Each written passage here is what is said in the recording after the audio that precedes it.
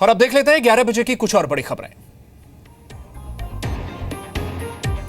UP के कैराना से हिंदुओं की पलायन की खबर जी न्यूज पर दिखाए जाने के बाद राष्ट्रीय मानवाधिकार आयोग ने अखिलेश सरकार, यूपी के मुख्य सचिव और डीजीपी को नोटिस जारी करते हुए 4 हफ्ते में जवाब मांगा है। कैराना से एक महिला के अपहरण और 2 व्यापारियों की हत्या की शिकायत मामले में एनएचआरसी ने डीआईजी इन्वेस्टिगेशन से 2 हफ्ते में रिपोर्ट देने को कहा है। केंद्रीय गृह मंत्री राजनाथ सिंह खुद हालात का जायजा लेने के लिए जून के आखिरी हफ्ते में कैराना जाएंगे। गृह मंत्री जी को मैंने अवगत कराया है। गृह मंत्री जी बड़ी चिंता व्यक्त की उन्होंने, और मैंने उनसे आग्रह किया कि आप स्वयं आइए ताकि लोगों में एक आत्मविश्वास पैदा हो सके कि देश के गृह मंत्री भी यहाँ पर आए हैं, और उन्होंने कहा कि जून के अंतिम सप्ताह में कार्यक्रम रखेंगे। यूपी बीजेपी के अध्यक्ष केशव प्रसाद मौर्य ने भी एक समिति का गठन किया है। ये समिति 15 जून को कैराना और उसके आसपास के गाँव में हिंदुओं के पलायन की जाँच करेगी, लेकिन यूपी सरकार को अब तक कैराना से हिंदुओं के पलायन की जानकारी ही नहीं है।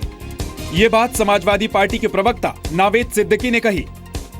अब ये सच तो देखिए आपने दिखाया, अब आपके दिखाने के बाद ये जो रिपोर्ट हमें पर मिलेगी या हम जांच उसकी करेंगे कि ये क्या हो रहा है, ऐसा नहीं होना चाहिए। इस संवेदनशील मुद्दे पर कांग्रेस की संवेदनहीनता भी दिखी। कांग्रेस प्रवक्ता इस मुद्दे पर सवाल पूछे जाने पर हंसते रहे। जी न्यूज ने ग्राउंड जीरो रिपोर्ट में दिखाया है कि कैराना में सांप्रदायिक असंतुलन और तनाव की वजह से अब तक 346 हिंदू परिवार पलायन कर चुके हैं और हिंदुओं की जनसंख्या कैराना में तेजी से घट रही है। बांग्लादेश में आज एक और हिंदू पुजारी की हत्या कर दी गई। वारदात बांग्लादेश के पवना शहर के हिमायतपुर इलाके की है। स्थानीय मंदिर में पुजारी नित्यारंजन पांडे सुबह 6:15 बजे मॉर्निंग वॉक पर निकले थे, तभी मंदिर के पास हमलावरों ने उन पर हमला कर दिया। नित्यारंजन 40 साल से मंदिर में काम कर रहे थे। फिलहाल किसी ग्रुप ने हमले की जिम्मेदारी नहीं ली है। एक हफ्ते के अंदर बांग्लादेश में अल्पसंख्यकों की हत्या का ये चौथा मामला है। 3 दिन पहले बांग्लादेश में हिंदू पुजारी आनंद गोपाल गांगुली को भी मार दिया गया था। जनवरी से अब तक बांग्लादेश में 40 अल्पसंख्यकों की हत्या हो चुकी है। अफगानिस्तान के काबुल में एक अंतर्राष्ट्रीय एनजीओ में काम करने वाली भारतीय महिला का कल रात अपहरण कर लिया गया। अगवा की गई जूडिथ डिसूजा नाम की महिला 2015 से काबुल में रह रही है, जबकि उसका परिवार कोलकाता में रहता है। जूडिथ की मां ने सरकार से अपनी बेटी की सकुशल रिहाई कराने की अपील की है। We want the government to get my daughter back safely. विदेश मंत्री सुषमा स्वराज ने भी जूडिथ के परिवार को हर संभव मदद का भरोसा दिया है। मैंने जूडिथ की बहन से बात की है, हम उसे बचाने के लिए कोई कसर नहीं छोड़ेंगे। भारतीय दूतावास ने अफगानिस्तान सरकार के सामने जूडिथ के अपहरण का मुद्दा उठाया है। वहीं सऊदी अरब की राजधानी रियाद में भी एक भारतीय महिला को उसके एम्प्लॉयर ने बंधक बना लिया है। विदेश मंत्रालय ने इस मामले में भारतीय दूतावास को तुरंत एक्शन लेने को कहा है।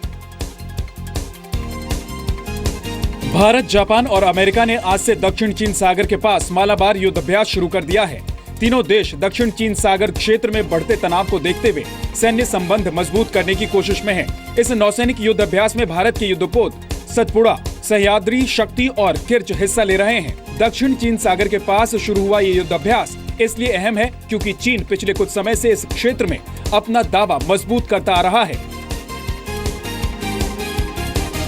निशानेबाज अभिनव बिंद्रा रियो ओलंपिक में भारतीय दल की अगुवाई करेंगे। रियो ओलंपिक ओपनिंग सेरेमनी में जब भारतीय खिलाड़ियों का दल मार्च पास्ट करेगा तो बिंद्रा तिरंगे के साथ दल की अगुवाई करेंगे। अभिनव बिंद्रा ने भारतीय ओलंपिक संघ के इस फैसले पर खुशी जाहिर की है और इस मौके को अपने लिए गौरव का पल बताया। अभिनव बिंद्रा ने 2008 के बीजिंग ओलंपिक में स्वर्ण पदक जीता था और इस साल बिंद्रा अपने 5वें ओलंपिक में हिस्सा लेंगे। बिंद्रा 5 अगस्त से शुरू होने वाले रियो ओलंपिक में भारतीय दल के सद्भावना दूत भी हैं। उत्तर प्रदेश विधान परिषद चुनाव में बड़ी जीत के बावजूद समाजवादी पार्टी के लिए चिंता की खबर है। समाजवादी पार्टी के 3 विधायकों ने बीजेपी के समर्थन में मतदान किया। हालांकि बीजेपी इसके बावजूद 2 में से 1 सीट ही जीत सकी। 13 सीट के लिए हुए विधान परिषद चुनाव में समाजवादी पार्टी को 8 सीट मिली हैं। बीएसपी के खाते में 3 और कांग्रेस का 1 प्रत्याशी जीत दर्ज कर सका। यूपी विधान परिषद चुनाव में पहली बार नोटा का प्रयोग हुआ। देश के 4 राज्यों में विधानसभा के साथ विधान परिषद की व्यवस्था है। विधान परिषद की कुछ सीटों के लिए विधानसभा के सदस्य ही मतदान करते हैं।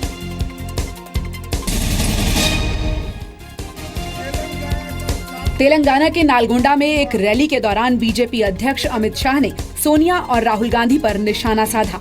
पीएम मोदी की तारीफ करते हुए अमित शाह ने कहा कि हमने देश को बोलने वाला प्रधानमंत्री दिया, जबकि कांग्रेस के पीएम को सिर्फ सोनिया और राहुल सुनते थे। हमने बोलने वाला प्रधानमंत्री इस देश को दिया था। आप तो एक ऐसा प्रधानमंत्री दीजिए 10 साल तक जिसकी आवाज आपके और आपके बेटे के अलावे देश में किसी ने नहीं सुनी थी।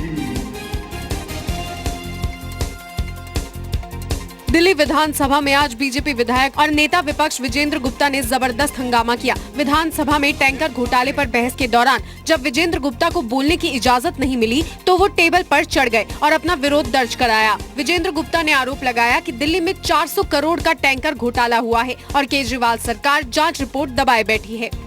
ये 400 करोड़ का घोटाला दिल्ली के मुख्यमंत्री ने क्यों किया है, इस पर उनके खिलाफ कार्रवाई होनी चाहिए।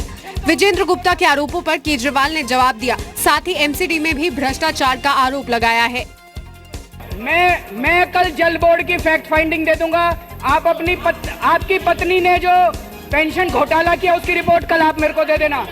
आज मैं यहाँ मोदी जी को चैलेंज करता हूँ, मोदी जी आप अपने घर की छत बनवा के एक छज्जा बनवा के दिखा दो आप अपने घर का।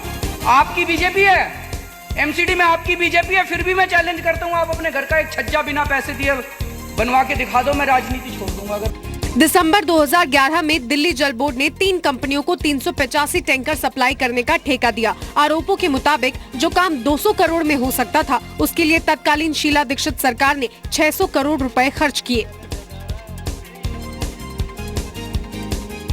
दिल्ली सरकार की ओर से आज अखबारों में पंजाबी भाषा को लेकर छपे एक विज्ञापन पर विवाद शुरू हो गया। केजरीवाल सरकार ने करीब सभी हिंदी और अंग्रेजी अखबारों में एक विज्ञापन दिया जिसमें पंजाबी भाषा को बढ़ावा देने के लिए दिल्ली सरकार के फैसलों की जानकारी दी गई है।